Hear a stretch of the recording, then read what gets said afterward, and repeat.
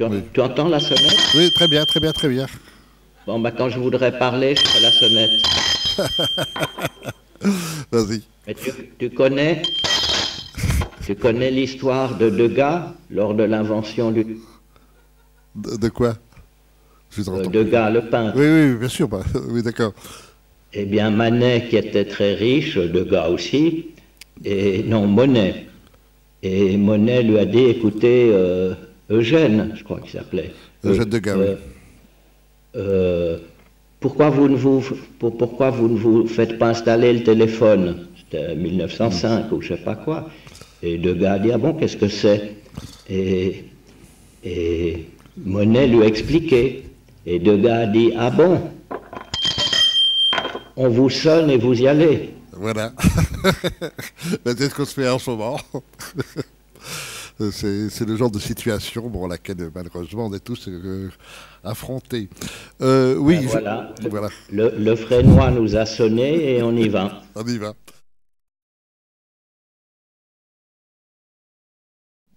Est-ce que tu trouves que j'ai eu quand même, puisque c'est moi qui l'ai demandé, Vendée, est-ce que tu crois que j'ai eu raison de le proposer dans ce petit... Ah, c'est bien, oui, c'est bien de l'avoir montré de temps en temps et puis de voir, enfin, de l'avoir montré encore une fois et oui, puis de voir qu'est-ce qui peut, comme on dit, qu'est-ce qui tient le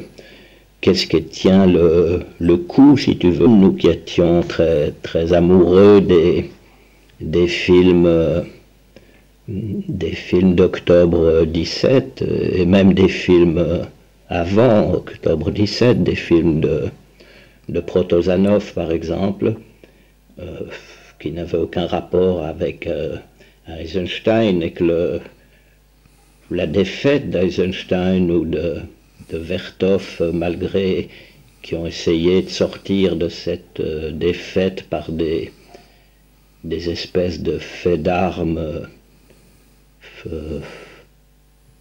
très proches de la peinture, par la forme si tu veux, mais qu'ils ont été abîmés, ça, dans les critiques cinématographiques aujourd'hui, ça reste pareil, par la phraséologie et par la théorie qui en fait ne parlait pas vraiment de leur nouveauté à mon avis, et que la prise de pouvoir politique par Joseph Staline a aussi marqué très vite la fin de ce qu'il est convenu d'appeler le grand cinéma russe et qu'ils ont fait des films de scénario et non pas des films de mise en scène, que c'est revenu un petit peu à l'occasion de la Deuxième Guerre mondiale, où, où les films de guerre, certains, je pense à Zoya, au troisième coup de Savchenko, ou au dernier tournant de Hermler, qui est un film uniquement de paroles et qui en dit beaucoup. Du reste, Hermler, c'est le seul cinéaste soviétique qui ait fait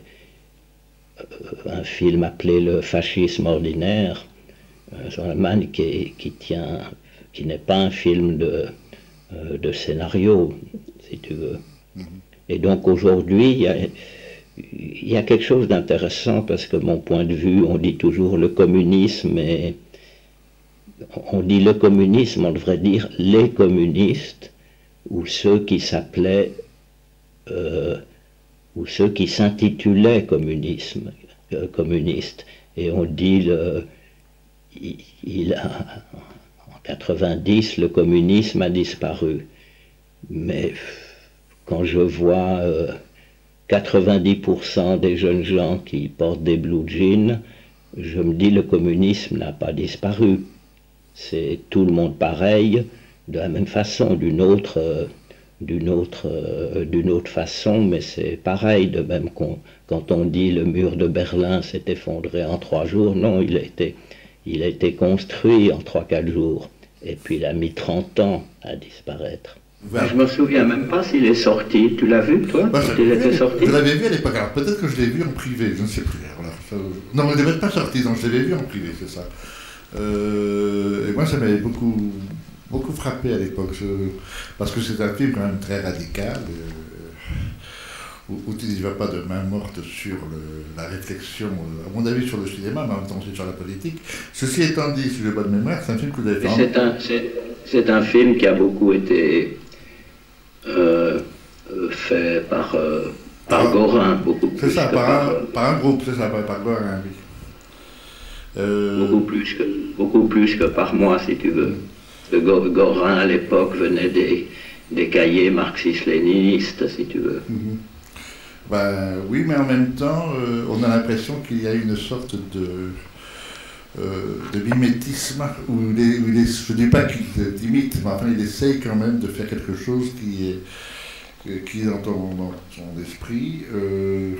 Et moi surtout, ce qui me frappe, c'est la façon dont, à partir de ce cinéma-là, tu commences à donner de plus en plus priorité au son par rapport à l'image, étant donné que l'image, bon bien sûr c'est important, mais elle n'est plus justificatrice du cinéma lui-même.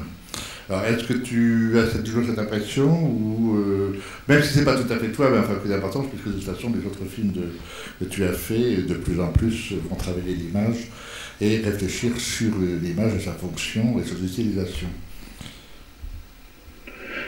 Écoute, là, j'ai pas fait tellement attention à ça en le revoyant sur mon petit écran de contrôle qui est pas terrible, mais souvent ça m'a fait rire cette époque, ce tournage où il y avait même le député européen, le futur député européen Daniel Cohn-Bendit qui faisait partie. C'était le seul qui travaillait un peu au film. Les autres, ils mangeaient, ils couraient les filles. Et 3 ou 4 ans après, je les ai retrouvés propriétaires d'un garage ou d'un truc avec l'argent qu'ils avaient touché. Tu étais le premier à faire un cinéma pré-68, en partir de 66-67 avec La Chinoise, avec le Week-end.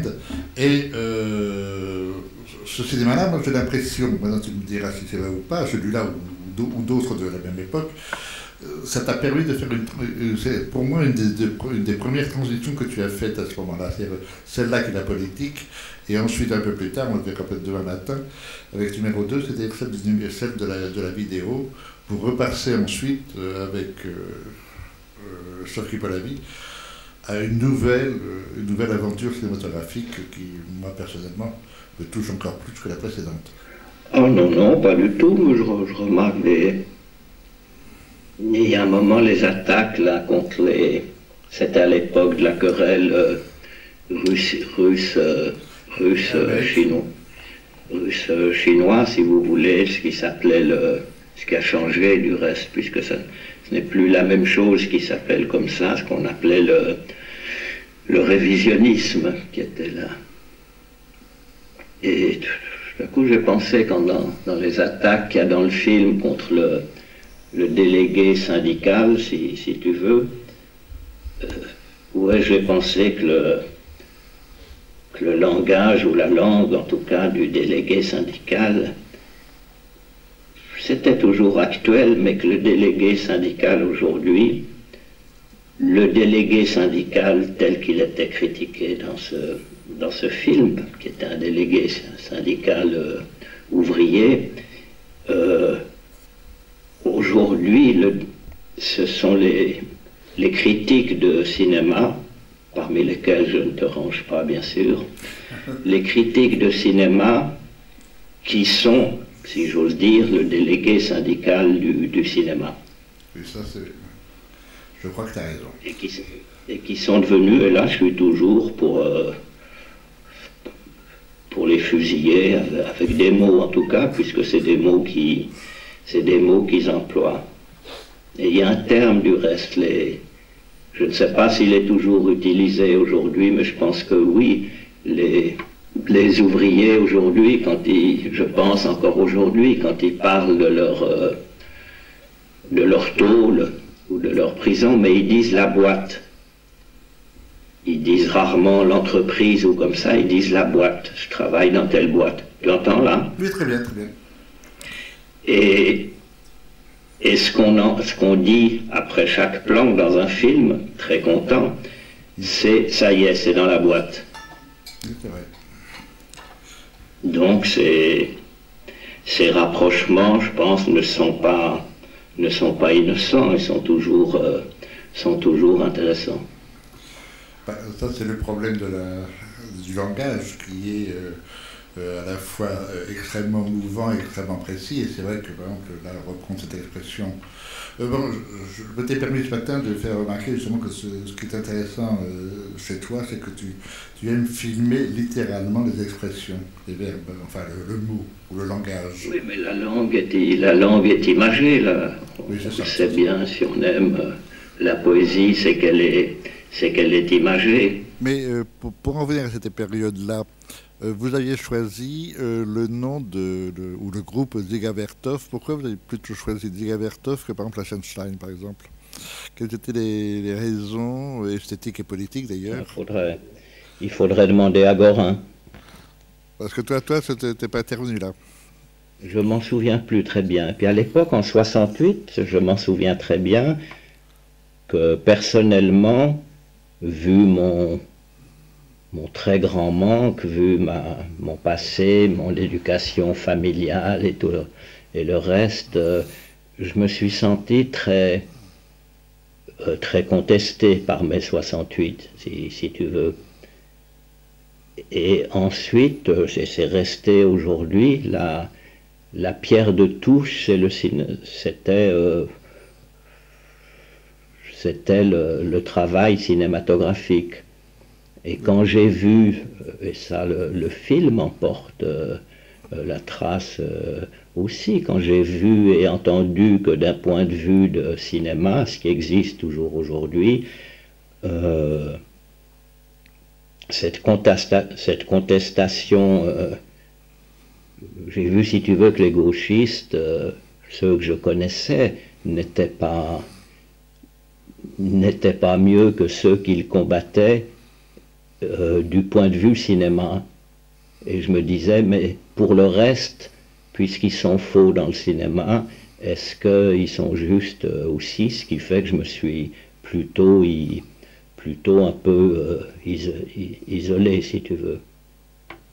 Oui, mais bon, ça aussi c'est une chose que je trouve capitale chez toi, c'est que tu as commencé, je dirais, ta première période, c'était la critique au Cahier du cinéma, bon, la critique. Bon.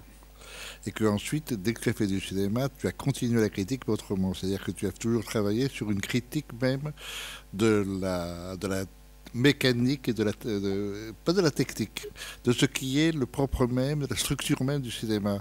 Le montage, les images, les ruptures de l'image fixe, puisque le cinéma est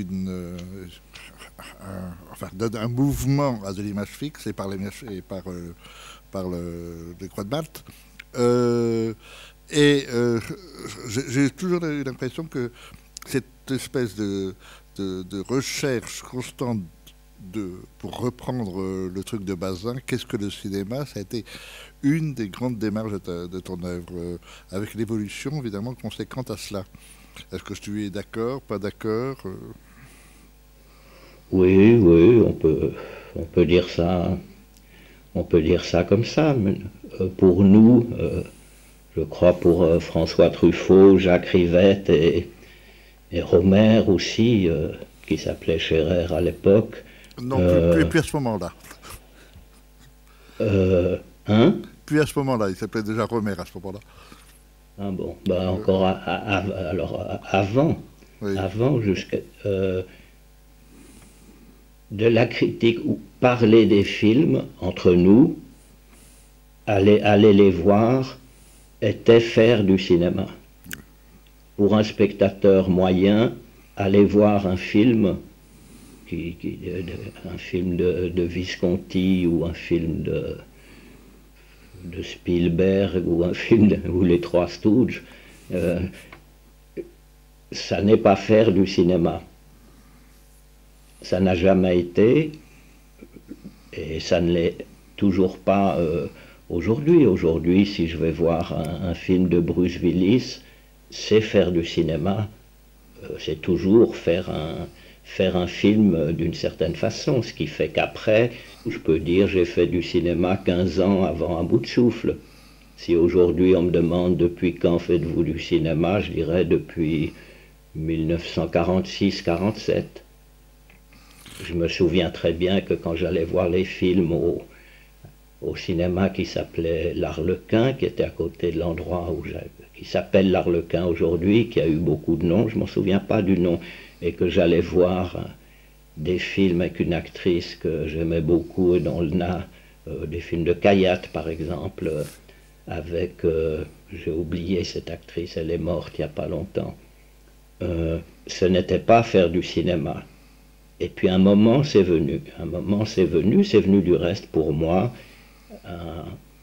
par la lecture de la revue du cinéma chez Gallimard à l'époque, quand je ne connaissais pas encore les garçons qui allaient être mes compagnons au cahier du cinéma. René Saint-Cyr, l'actrice. Ah oui. Mais quand j'allais voir un film Pierre et Jean, je me souviens, Pierre et Jean de Kayat, j'y allais comme le spectateur du samedi soir ou de la semaine. Et puis après quand j'allais voir Seuls les anges ont des ailes plus tard, c'était faire du cinéma. Il y a eu un moment que je ne connais pas bien dans ma vie où c'est historiquement, mais c'est lié à mon histoire familiale aussi ou personnelle. Il y a un moment où je suis passé d'un bord à l'autre, si tu veux. Ben, je crois qu'on a tous fait ça. Hein. Ça a été entre 18 et 20 ans à peu près. D'un seul coup, le cinéma qu'on avait aimé, d'un seul coup, on le rejette pour un nouveau cinéma qui est le cinéma américain. C'est bien ça. C'est bien ce qui s'est passé. Ben, c'est venu pour moi de la revue du cinéma et puis ensuite un peu d'autre chose. Je me souviens, j'ai connu Bazin, Travail et Culture, qui était une organisation culturelle communiste.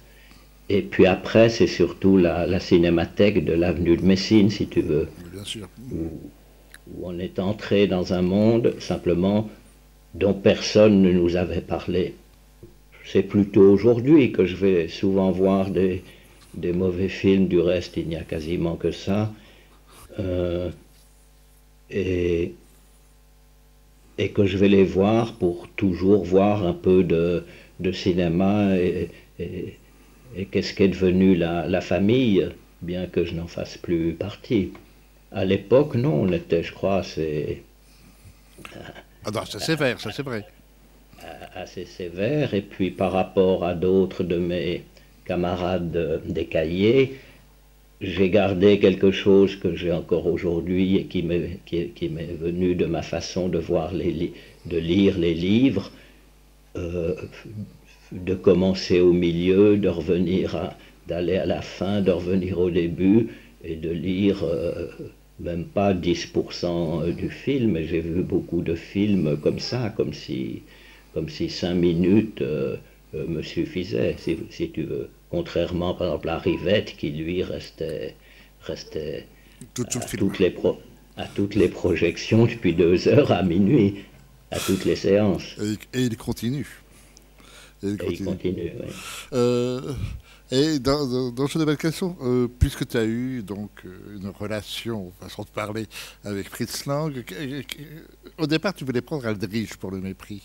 Et justement, moi ça m'a toujours étonné. Bon, Aldrich... Non, au début je voulais, mais je n'ai jamais réussi avec les Américains, malgré qu'on en ait soutenu beaucoup, surtout des deuxièmes couteaux, si on peut dire. Non, je voulais Richard Burton et Kim Novak. Ah, carrément. Et puis après, je ne sais pas ce que c'est devenu, et ça a continué comme ça. Et ensuite, pourquoi tu as préféré Fritz Lang?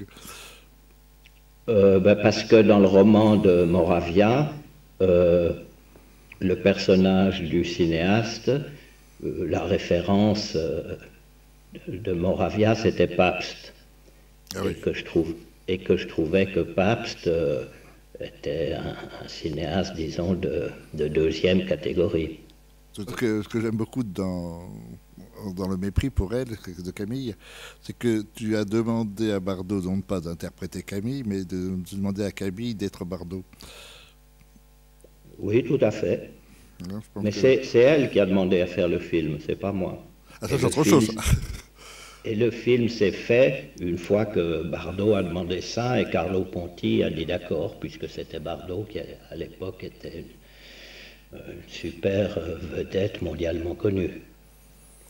Et qui, d'ailleurs, tu lui as servi, à mon humble avis, son plus beau rôle. Mais enfin, ça, c'est autre chose. Je ne suis pas sûr qu'elle le reconnaisse elle-même. Mais enfin, bon, ça n'a aucune importance. Je ne sais pas, mais elle était ça s'est très très bien passé.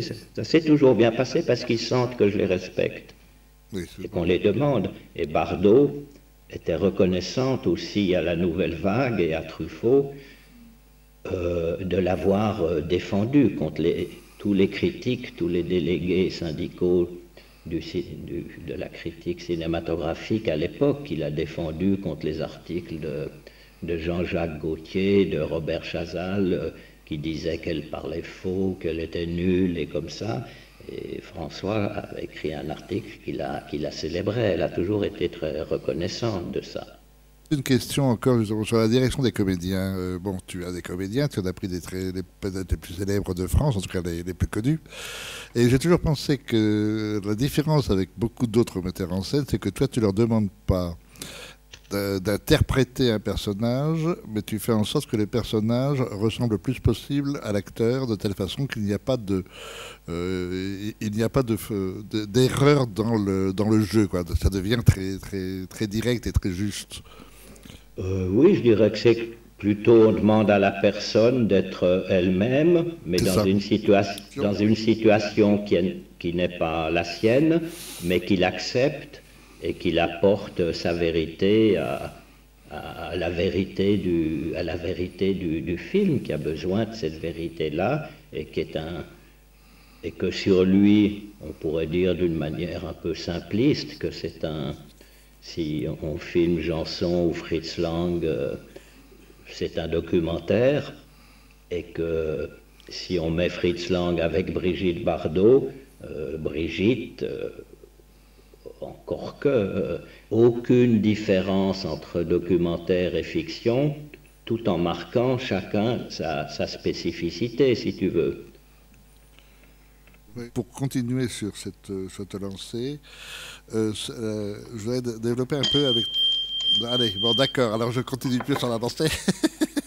Non, non, je m'excuse, je t'interromps. Vas-y, vas-y.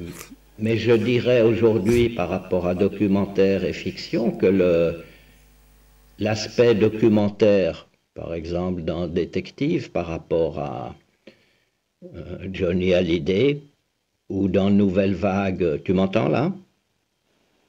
Ou de Alain Delon par rapport à Nouvelle Vague, oui. On pourrait dire il y a la même différence entre l'être de la personne réelle, qui est dans une situation de fiction, de personnage, mais qui apporte son être, même au sens du mot être que donne Heidegger, si tu veux, alors que l'acteur ou les acteurs, c'est l'avoir. Absolument. Et que le drame des acteurs aujourd'hui, c'est qu'ils ont un avoir extraordinaire qui est l'ego. Les bons metteurs en scène, Moulet, Biette, Anne-Marie, ont beaucoup de mal à imaginer ou à pouvoir même penser que c'est possible de faire un film avec les acteurs d'aujourd'hui, car il n'y a que de l'avoir et aucun être. En tout cas, c'était très, très, très sensible avec Delon dans Nouvelle Vague. Cette façon que tu as eue de dédoubler Delon dans deux aspects de son être, entre le Delon qui fait pitié et le Delon qui fait envie, est tout à fait passionnant dans le film. Enfin, en plus, le film est fait là-dessus. Cette espèce de dualité d'un même personnage, d'un même être, avec évidemment Oui. Mais je me souviens, ça c'est... Bon, Delon est un mafioso honnête d'une certaine manière, puisque la poignée de main n'est pas celle d'un Depardieu ou d'un X ou comme ça, donc il respecte la poignée de main du contrat au début. Mais comme il y avait deux personnages, j'avais convenu avec lui, lui disant, la première partie...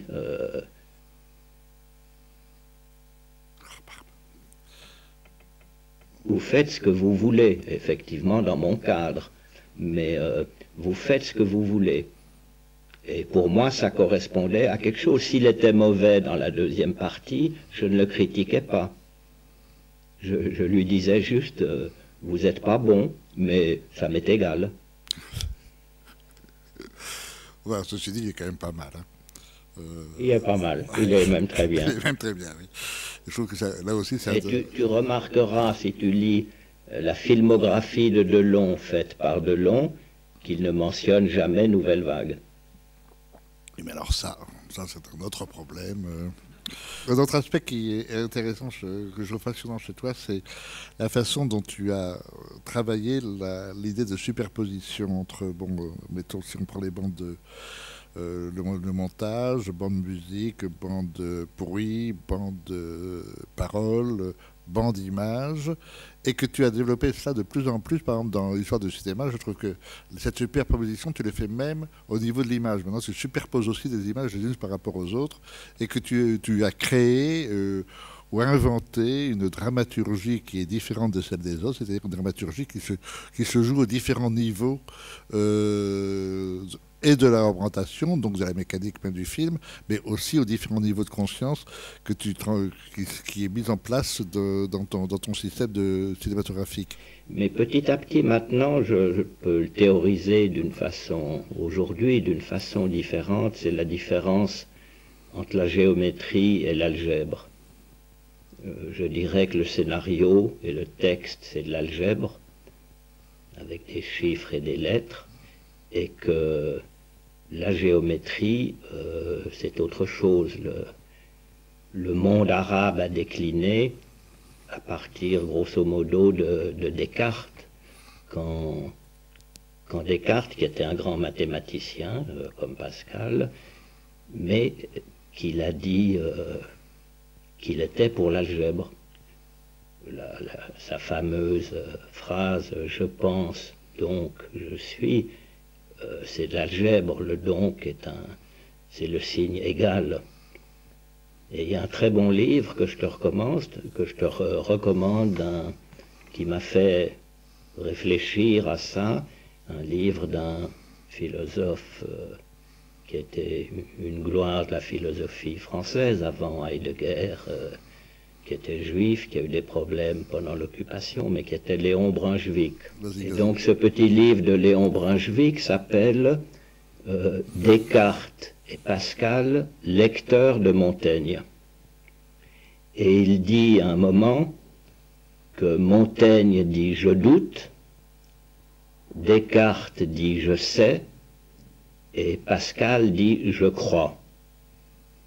Et pour moi, c'est une très bonne définition de ce qu'aurait pu être, ce qu'aurait dû être le cinématographe, c'est que tu as les trois images ensemble. Il y en a une qui dit « je sais », c'est le texte, c'est le scénario. Aujourd'hui, il n'y a que ça, c'est « je sais ». Je sais que je vais faire Taxi 3, je sais que je vais faire Collatéral, je sais que je vais faire... Et puis, il y a Je crois, mais qui est presque tout seul aussi. Je crois que je vais faire ça. Et puis, il y a un troisième truc qui est Je doute, et qui a les trois choses. Et je doute, c'est ce qu'on ne voit pas, qui est la réunion du je sais ou je crois. Il prend l'exemple des coniques, qui sont un des grands théorèmes de Pascal, qui a fini par l'hexagramme mystique. Mais que quand Pascal parle d'une coupe dans un cône, pour lui c'est de la géométrie. quand Descartes parle de la même chose, pour lui c'est de l'algèbre. Il n'a pas besoin, si j'ose dire, de voir un ciseau qui coupe un cornet glacé. Pascal, oui.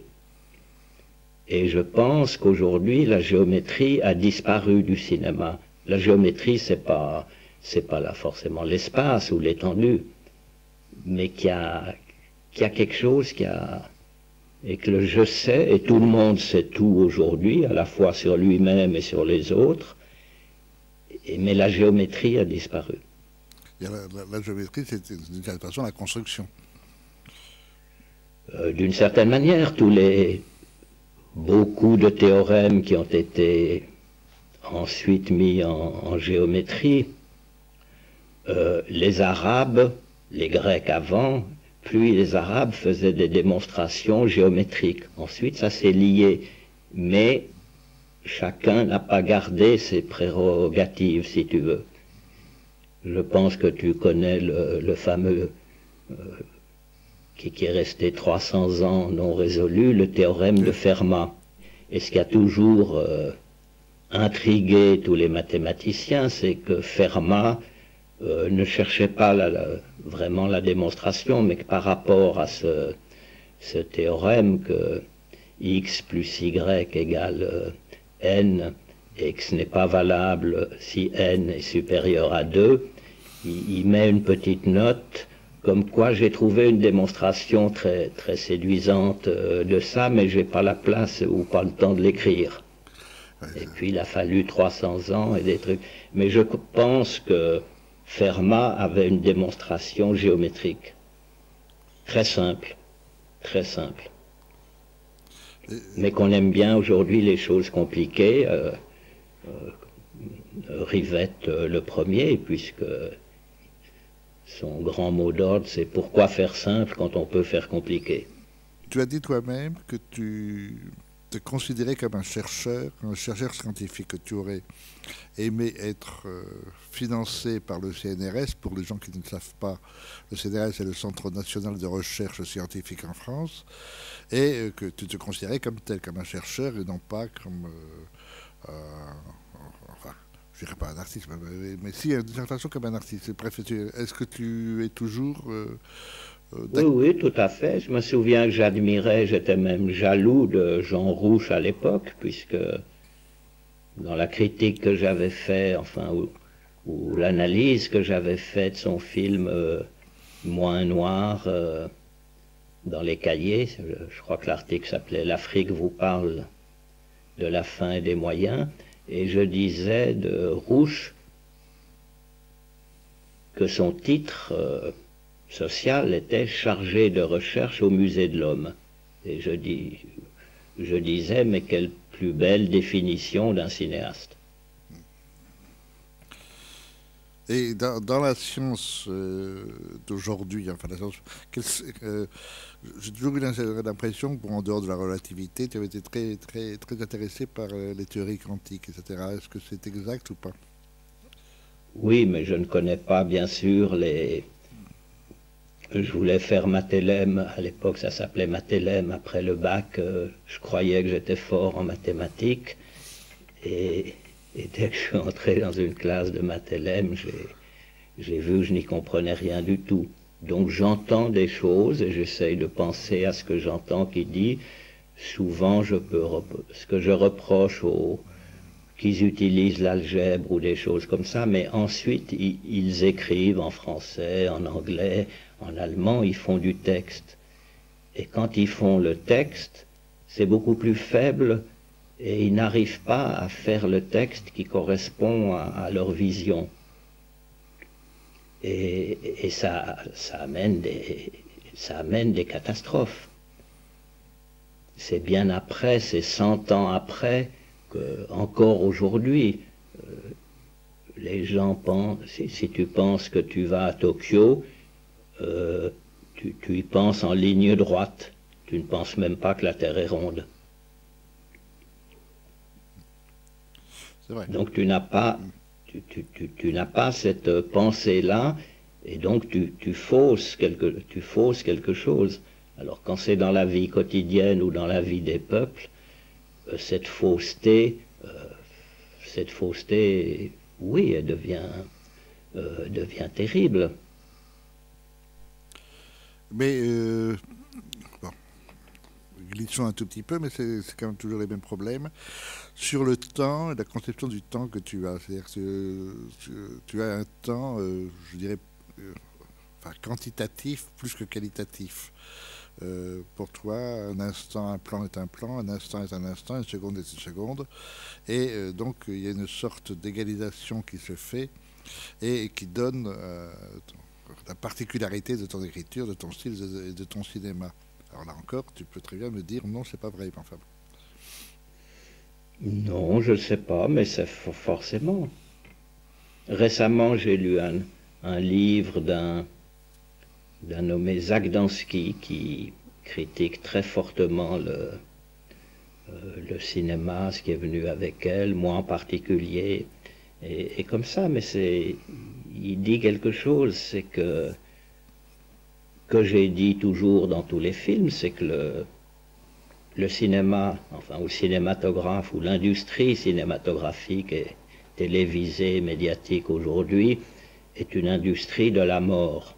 Et ce Zagdansky, bon, plaide pour la vie contre la mort. Ça me semble un peu rapidement dit, si tu veux, et en tout cas, ne pas passer par le je doute et je crois. Passer uniquement par le je sais, par le verbe, etc. Et il oppose l'étendue au temps. Il dit le cinéma est un... Ça m'a fait penser au premier article de Scherer à l'époque, le cinéma art de l'espace. Et il dit l'étendue va contre le temps, est l'ennemi du temps. Ce qui fait que les gens n'ont plus le temps, au sens littéral du terme. Nous n'avons plus le temps avec nous. Par contre, nous avons l'étendue. Nous allons en vacances en Chine, nous allons comme ça. Mais nous n'avons plus le temps. Et il y a quelque chose de vrai et quelque chose qui questionne quelque chose du cinématographe, là. Oui, mais en même temps, ça touche notre époque, ça touche à nos modes de vie profondément. Ça ne touche pas qu'au cinéma, ou alors le cinéma n'est qu'une partie de ce constat, enfin, de cette idée. Et en plus, une autre chose aussi qui m'a toujours frappé, bon, chez toi, mais t'es pas le seul d'ailleurs, c'est sur l'idée de plus en plus de l'instant contre la durée, et la durée étant donnée comme liée à la propriété, liée la durée, c'est posséder, c'est la possession. Et que le temps en tant que tel, c'est-à-dire les secondes qui se succèdent, elles refusent totalement l'idée de propriété, l'idée de possession. Et que curieusement, l'argent, le temps c'est de l'argent, c'est peut-être ce qu'il y a de pire, parce qu'en effet, c'est plus de la possession, mais c'est quasiment de la destruction à l'intérieur même du système de l'argent. Je ne sais pas si je me fais comprendre, mais... J'aime beaucoup la peinture, si tu veux, disons jusqu'à Rothko et un peu après. Mais il y a quelque chose entre l'étendue de la toile qui est modeste et le temps que montre une simple pomme de Cézanne. Et je me souviens que,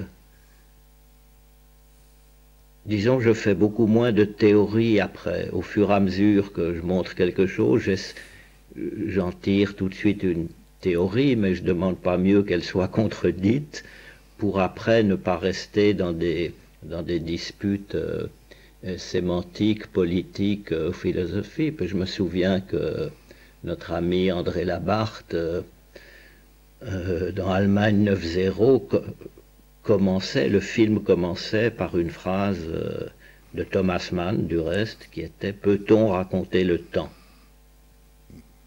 Le temps en lui-même.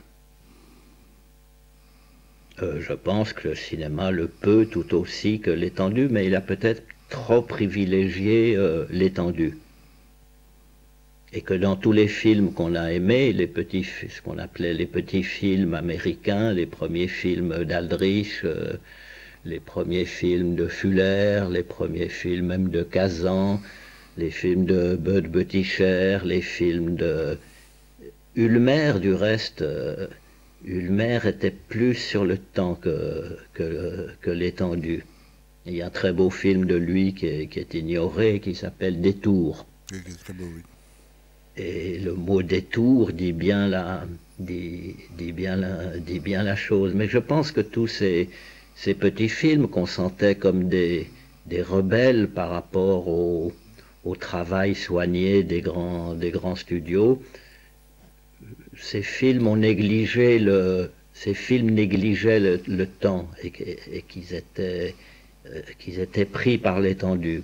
Et que du reste, l'Amérique est un grand pays, du reste, qui a l'étendue, mais je ne sais pas si les gens en Amérique, leur puissance, à mon avis, de l'Amérique aujourd'hui, ou de ce qu'il est convenu d'appeler l'Amérique, contre lesquels j'essaye de lutter contre cette nomination, mais sans aucun succès. Disons, c'est que quand ils sont à New York, ils peuvent penser Los Angeles sur une distance beaucoup plus grande que Paris-Marseille ou comme ça. Et que la dispute avec leurs forces sur le système soviétique, c'était que quand tu es à Moscou, tu ne peux pas penser Vladivostok. C'est beaucoup trop loin, c'est beaucoup trop grand, et c'est l'immensité. C'est leur force aussi. Mais que les Russes sont beaucoup plus dans le temps, et que ce qu'il est convenu d'appeler les Américains, eux, sont dans l'espace. D'où, et même comme ils ont conquis tout l'espace, même intérieur des gens, maintenant ils commencent à organiser des vacances dans ce qu'ils appellent du reste l'espace.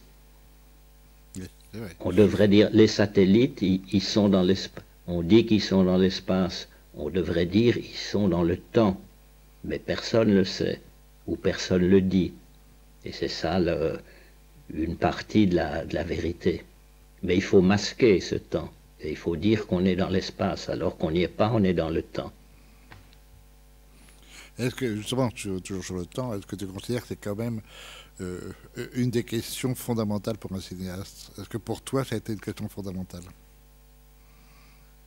Oui, mais sans me le dire comme ça, je pense intuitivement. Mais que je suis parti de l'espace parce que c'était la règle, c'était le cliché habituel. Et je pense que quand je demandais intuitivement à des gens comme ça, plutôt que demander à un acteur de jouer un philosophe et puis lui demander de dire un texte de Brice Parrain, mais de prendre Brice Parrain lui-même, eh bien je pense qu'il y avait cette intuition, cette envie intuitive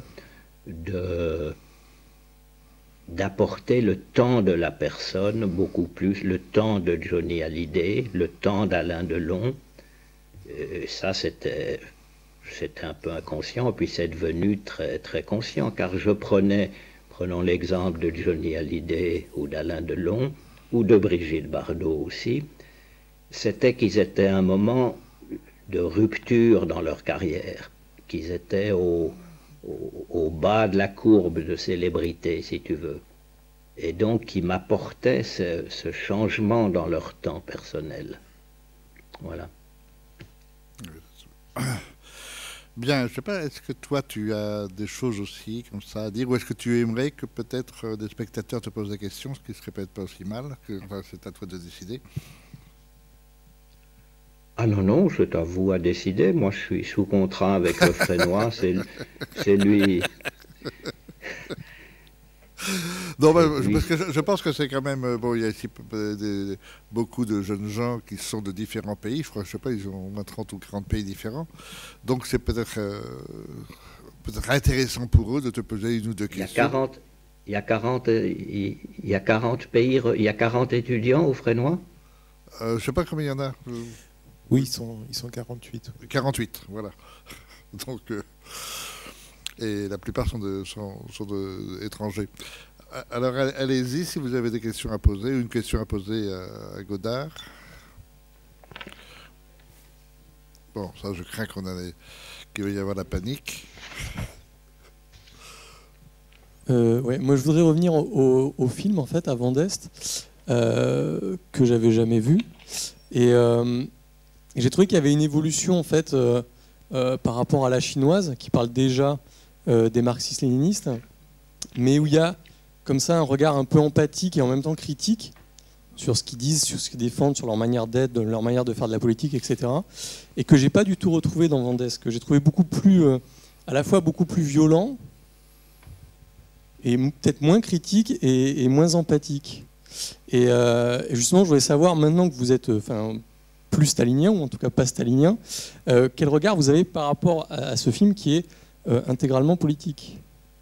Moi, je n'ai jamais été stalinien, ou sinon pour être content quand même qu'il ait permis à Eisenstein de terminer Ivan le Terrible. Mais c'était pour interdire le prêt de Bégine après, donc... Et que là, je trouve, mais c'est des enfants. La chinoise, c'est des enfants en vacances. Et là, c'est des enfants en vacances, oui, au bord de la mer, après 68, quand on le revoit, c'est plutôt un film drôle, bien qu'on en ait marre d'entendre tous ces slogans, mais c'était ceux de l'époque, et c'est drôle. Moi, c'est un film qui, plus que la chinoise aussi, qui me fait rire. C'était joyeux quand même. Il y avait beaucoup de... Voilà, c'est des enfants qui jouent à... J'ai fait un film comme ça après. C'est des enfants qui jouent à la politique.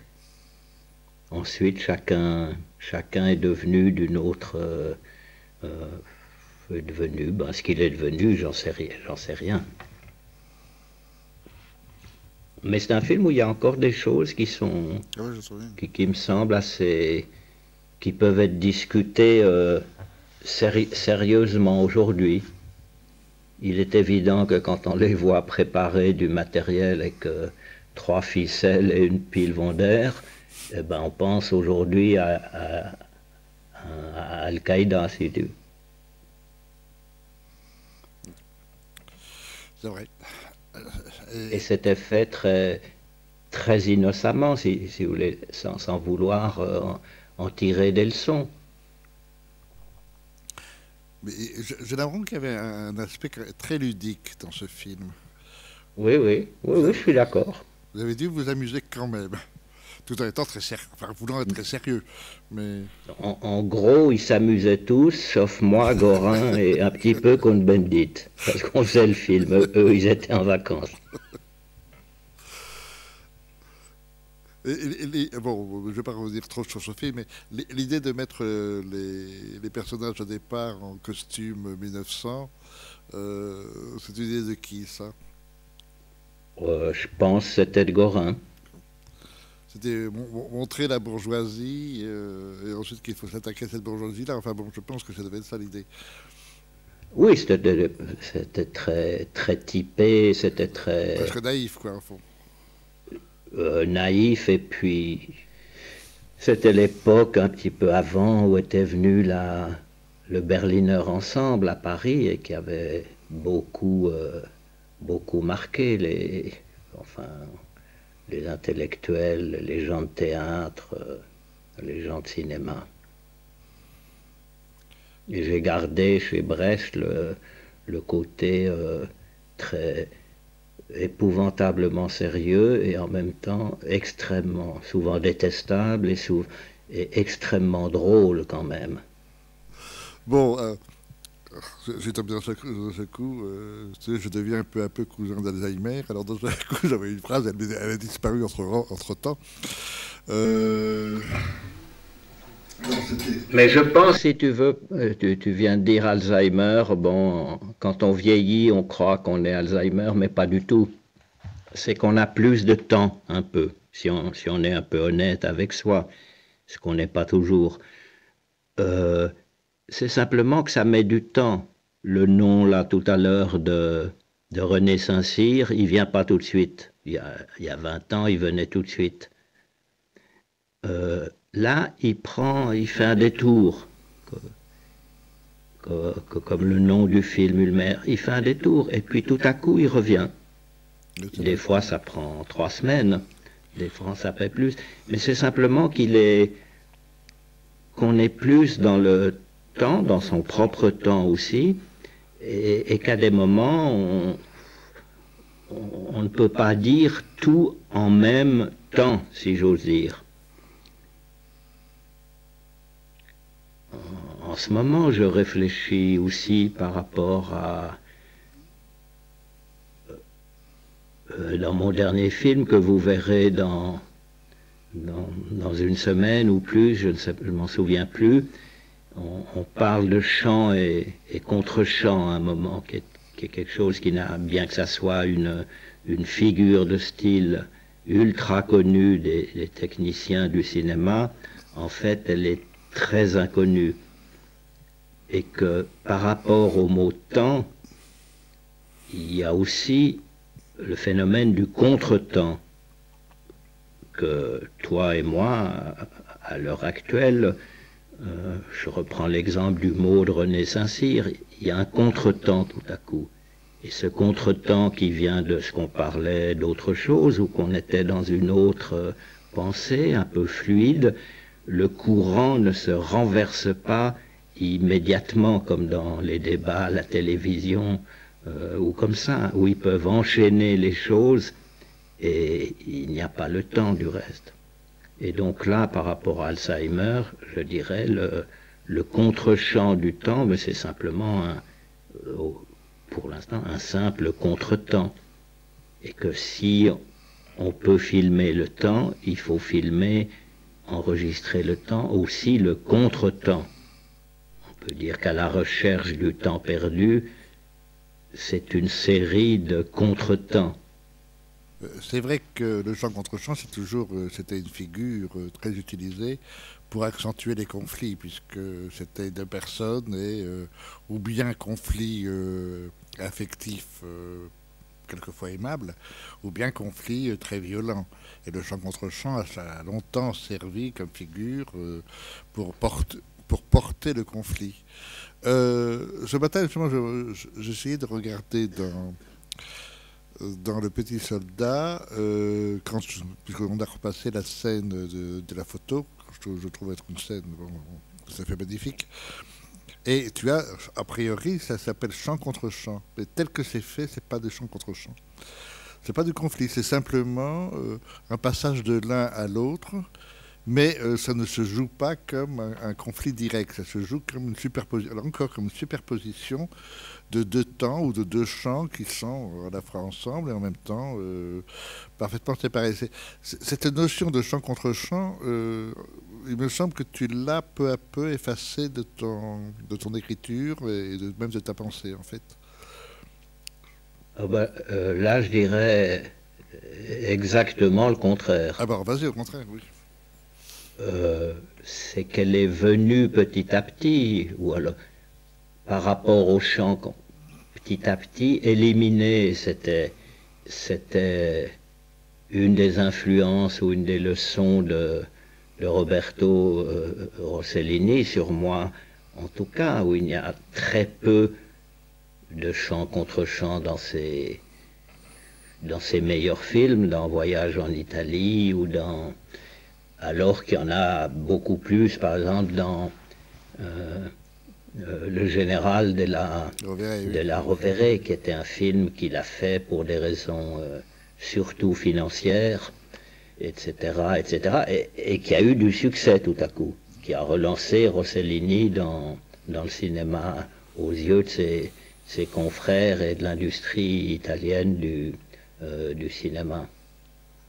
Et donc, moi, si tu veux, je pense qu'intuitivement ou inconsciemment, petit à petit, dans mon inconscient cinématographique, j'ai éliminé le contre-champ classique, un gros plan de Depardieu, en face, et puis tout à coup un gros plan d'Adjani, ou même le cinéma américain ou Téchiné aujourd'hui tourne avec plusieurs caméras, et puis ensuite ils arrangent ça au montage. Mais le contre-champ qu'ils font, c'est la même chose que le chant. Il n'y a pas de différence. Le contre-champ, pour en revenir à Pascal et Descartes, le contre-champ de la géométrie, c'était l'algèbre. Mais ensuite, quand on fait de l'algèbre, ou quand on écrit un texte, il faut faire le contre-champ, et le contre-champ qui est la géométrie, on ne sait plus le faire. On ne sait plus le faire si on n'a que du chant, si tu veux, à tout bout de champ, si j'ose dire. Il n'y a même plus qu'en musique, où les mêmes termes écrits différemment, où il y a le chant et le contre-chant, ce qu'ils appellent le contrepoint, par exemple. C'est-à-dire qu'il n'y a plus de contradiction. Il y a ce qu'il y avait encore dans le cinéma américain, même moyen, une certaine contradiction qui venait de leur invention et de leur force, et puis qui a été légalisée, si j'ose dire, et qu'il n'y a plus de contre-champ. Ce que fait là le garçon ou la fille à la régie du Fresnoy en montrant un plan de moi, et puis là un plan d'un spectateur, et puis un plan d'ensemble, ça c'est le chant contre chant habituel, mais il n'y a que du chant, il n'y a que 3 chants. Le contre-chant, essaye d'imaginer un film sur une simple conversation entre nous, avec ses spectateurs, et qui raconterait pas la vérité de l'espace, qui n'a pas grand intérêt, ou qui est montré une fois pour toutes, et que vous connaissez, puisque vous y êtes, mais votre temps propre, de ta vie à toi, en train de parler de gagner ta vie, de ma vie à moi, en train de parler de gagner ma vie, de la vie de chacun des gens qu'on voit là.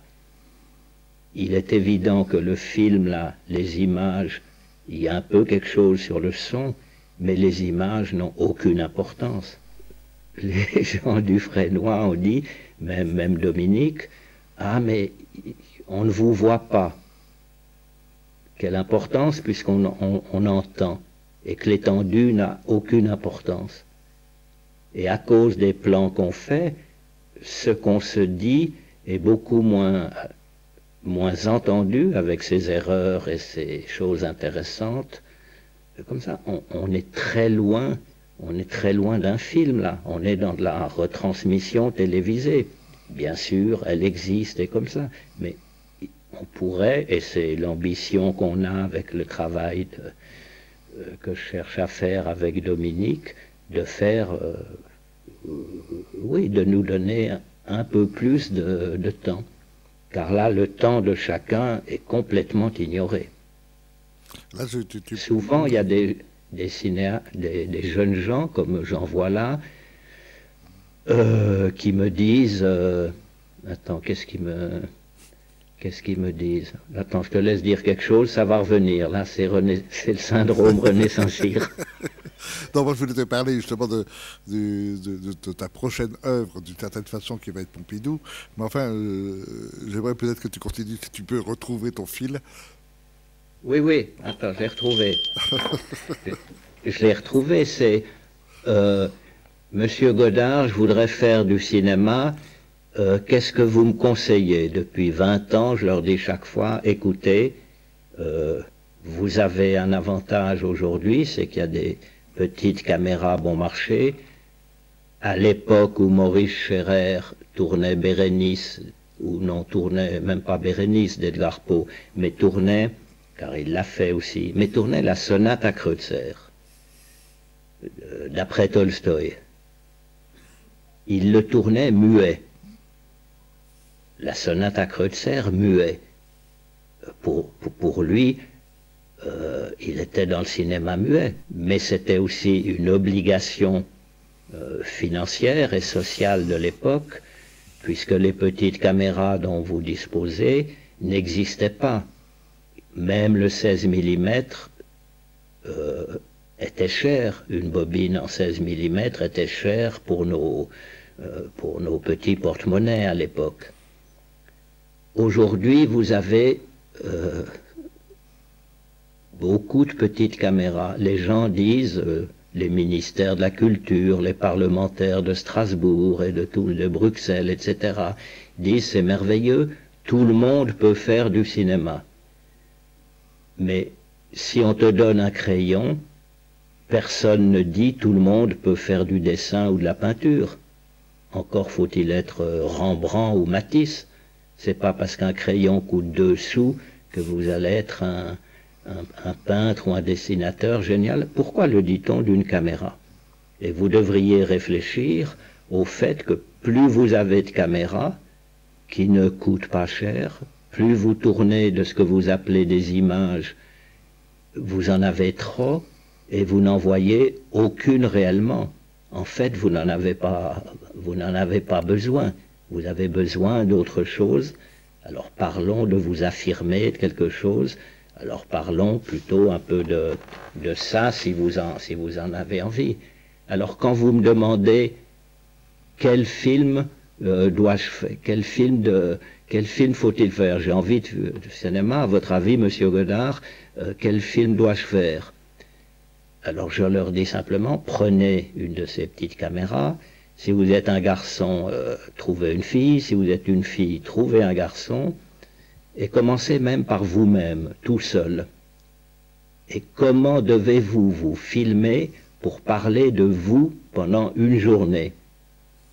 Mais pas comme en parle la police. Je me suis levé ce matin, j'ai pris mon café, je suis allé là, j'ai rencontré Brigitte, ensuite je suis revenu, et puis je me suis couché. Ça, c'est la police qui fait des rapports, qui raconte la vie des individus comme ça.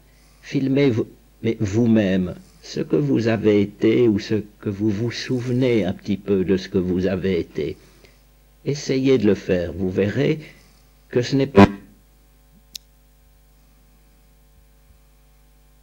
sur votre cassette. Et bien ensuite, projetez votre cassette devant quelqu'un et essayez de lui demander de l'argent en échange de cette petite séance de projection. Et ensuite, essayez de voir si vous pouvez gagner votre vie avec une série de films comme ça. Après, vous découvrirez quel film vous pouvez peut-être faire. Est-ce que tu veux peut-être parler, à moi que tu as déjà parlé avec Dominique, de l'expo moi, je ne sais pas comment tu vas faire, je ne sais pas quel est votre projet, mais pour moi, c'est à l'évidence quelque chose de nouveau dans ton œuvre. Il y a une nouvelle œuvre que tu es en train de mettre en route. Est-ce que pour toi, c'est un enjeu intéressant? Tu joues quelque chose avec cette expo? Oui, ça l'est devenu, mais ça ne l'était pas au départ. Car Dominique et moi n'avons pas du tout les mêmes opinions sur rien et tout, mais je le respecte comme coproducteur, comme agitateur, et là on ne sait pas du tout. Si je pense à mon dernier film, Notre musique, ou au film d'Anne-Marie, ou au film de Moulet, Dominique pense que si ces films étaient montrés non pas dans des salles d'arrêt et d'essai où ils font une semaine ou deux, puis un petit peu en France, car ce ne sont pas des films de Guédéguian ou de X ou de Y, que s'ils les passaient dans une salle ou dans un aménagement en salle de cinéma, mais à Beaubourg, c'est-à-dire dans un musée, le mot musée simplement ferait que les gens accepteraient un peu mieux ces films. Je pense à un film de Vincent Gallo, par exemple, Brown Bunny, qui n'a eu aucun succès. S'il était exposé dans une salle installée un peu par Paini, je ne sais pas du tout comment, il pourrait durer 3 ou 4 semaines, ce qui est une durée normale pour ce genre de film. Tandis que s'il passe dans une salle d'art et d'essai, eh ben, il dure 3 jours ou 4 jours. Et en plus, il est éreinté. Le mot musée, si tu veux, amènerait quelque chose. Or, c'est quelque chose, moi, qui me choque. De mettre dans un musée une œuvre vivante. J'aime bien dans le musée que ça soit des œuvres mortes qui ressuscitent. Et que le public fait souvent un grand succès parce qu'il en a besoin. Il y a la queue pour voir des Cézanne ou des Delacroix ou comme ça. Mais par rapport à une œuvre vivante, la mettre déjà dans un musée qui est installé, qui est régi, qui est pensé, par rapport à moi, il y a quelque chose qui n'est pas clair. Eh ben, c'est précisément cette chose qui n'est pas claire qui m'a fait accepter, non seulement pour des raisons financières, mais aussi pour des raisons esthétiques, car on n'en est plus si la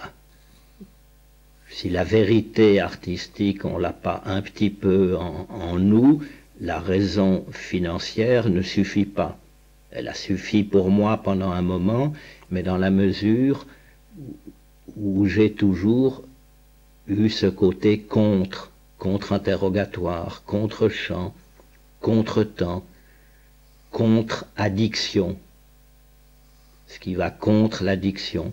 Donc par rapport à Pompidou, cette idée d'exposition, d'exposer un film, pas vraiment comme un tableau, mais de donner à un film le statut de, disons, de tableau et d'exposer le cinéma, si j'ose dire, alors que quand il est dans une salle, on n'expose pas le cinéma. Ou pour nous, les gens de la Nouvelle Vague, on le sentait déjà, qu'il y avait une certaine exposition d'une certaine vérité transmise par ce qu'on appelait le cinématographe.